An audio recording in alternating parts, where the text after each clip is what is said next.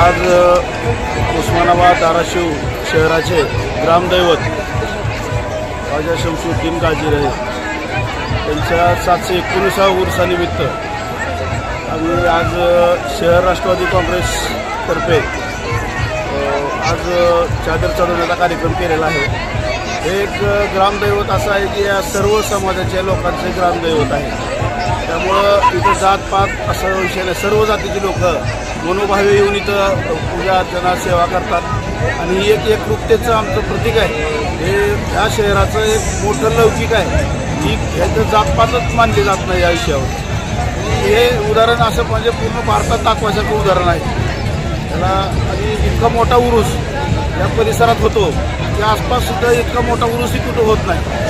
एवढं मानणारी लोक आहेत, सर्व समाजाची लोक आहेत। आज आमचे विधानसभा अध्यक्ष भुवनराव मुंडे, उपाध्यक्ष बारकुल साहेब, आम्ही सर्वजण मिळून, उपाध्यक्ष आमचे एमडी साहेब, सर्वांनी मिळून आम्ही आज चादर चढवण्याचा कार्यक्रम केलेला आहे। आज खूप प्रसन्न वाटतं आम्हाला आणि आनंद आहे की सर्व धर्म समभाव इथं जोपासला जातो आणि सर्वांची श्रद्धा आहे आज राजा शमशुद्दीन गाजीर